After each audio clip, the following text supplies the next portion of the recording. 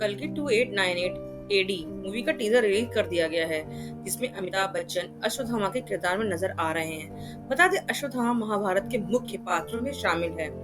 मान्यताओं के अनुसार ये आज भी धरती पर मौजूद हैं और इधर उधर भटक रहे हैं।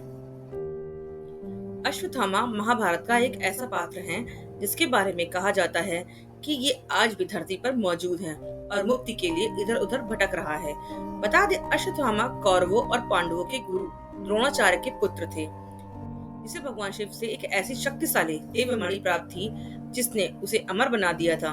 महाभारत युद्ध में अश्वत्थामा ने कौरवों का साथ दिया, लेकिन अपनी एक गलती के कारण उसे धरती के अंत तक कष्ट भोगने का श्राप भी मिला। बताया जाता है कि इसी श्राप के कारण ये बेहद ही खराब वनों में भटक रहे हैं। पौराणिक कथा के अनुसार अश्वत्थामा को दुनिया के अंत तक भटकने का श्राप देने वाले कोई और नहीं, भगवान श्री कृष्ण थे। भगवान श्री कृष्ण ने ये श्राप अश्वत्थामा को इसलिए दिया था क्योंकि उसने पांडव पुत्रों की सोते हुए ही हत्या कर दी थी। इतना ही नहीं, इसने ब्रह्म शास्त्र से अभिमन्यु की पत्नी उत्तरा के घर में पल रहे बच्चे को भी नष्ट करने की कोशिश की थी। अश्वत्थामा की इस हरकत पर श्री कृष्ण को क्रोध आ गया और उन्होंने उसे श्राप दे दिया कि जब तक ये दुनिया रहेगी तब तक तुम इस पाप का फल भोगोगे। तुम हर पल मुक्ति के लिए तड़पोगे, लेकिन फिर भी तुम्हें इस कष्ट से छुटकारा नहीं मिलेगा। एक पौराणिक कथा के अनुसार भगवान श्री कृष्ण ने अश्वत्थामा को श्राप देते हुए ये कहा था कि जिस प्रकार तूने द्रौपदी की ममता को सदा के लिए शोक संतप्त कर दिया है, ठीक उसी तरह से ही तू अपनी इस अमूल्य मणि के विच्छेदित मतलब अलग किए जाने से हुए घाव के साथ जिंदा रहेगा। इस घाव की पीड़ा से मुक्ति पाने के लिए तू हर पल मृत्यु की गुहार लगाएगा। अश्वत्थामा का नाम कैसे अश्वत्थामा पड़ा था?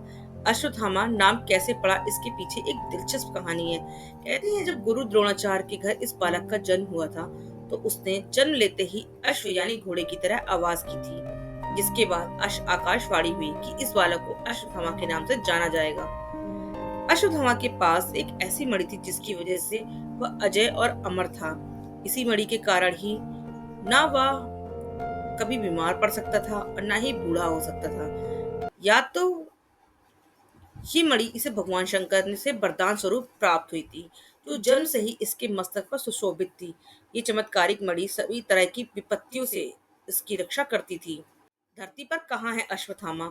अश्वत्थामा की धरती पर मौजूदगी के लेकर हमेशा ही चर्चा होती रही है और कई बार तो इसके जीवित होने के कई सबूत भी सामने आए हैं, लेकिन ये सच है या नहीं, इस बारे में कुछ कहा नहीं जा सकता। लोगों के बीच प्रचलित मान्यताओं के अनुसार मध्य प्रदेश के महू के करीब 12 किलोमीटर की दूरी पर विंध्याचल की पहाड़ियों पर खोदरा महादेव विराजमान है। मान्यता है कि आज भी अश्वत्थामा यहाँ आते हैं। मध्य प्रदेश के अलावा उड़ीसा और उत्तराखंड में भी अश्वत्थामा को देखे जाने की कहानियां सुनने को मिलती हैं। अश्वत्थामा ने पांडवों के पुत्रों को का क्यों किया था वध? दरअसल अश्वत्थामा के पिता गुरु द्रोणाचार्य को सामान्य तरीके से हरा पाना मुश्किल था, इसीलिए उन्हें हराने के लिए एक रणनीति बनाई गई। युद्ध स्थल पर आते तो कहते हैं कि अश्वत्थामा मारा गया, हाथी या मनुष्य। युधिष्ठिर से ये बात कहलवाने के पीछे ये वजह थी कि गुरु द्रोणाचार्य जानते थे कि युधिष्ठिर कभी झूठ नहीं बोलते, इसीलिए उनकी बातों पर वे आसानी से यकीन कर लेंगे। जब द्रोण रण क्षेत्र में दाखिल हुए तो युधिष्ठिर ने ऐसा ही कहा, लेकिन युधिष्ठिर के अश्वत्थामा मारा गया कहते ही ऐसी आवाज की गई जिससे गुरु द्रोण ने आगे की बात सुनी ही नहीं। द्रोण को लगा कि उनका पुत्र मारा गया, जिससे वो शोकाकुल होकर रथ से उतर गए। इसी समय का लाभ उठाते हुए भीम ने उन्हें मार दिया था। जब अश्वत्थामा को अपने पिता की मृत्यु का पता चला तो उसने पांडवों की सेना के एक बड़े हिस्से को तहस नहस कर दिया। इसके बाद ही उसका गुस्सा शांत नहीं हो रहा था।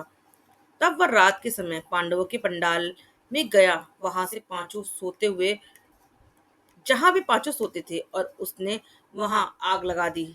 लेकिन उस रात पंडाल में पांडवों की जगह उनके 5 पुत्र सो रहे थे, जिसके कारण पांचों पुत्र मारे गए। कहते हैं इसके बाद पांडवों ने उसे पकड़ा और उसके मणि निकाल ली, उससे वह लहूलुहान हो गया।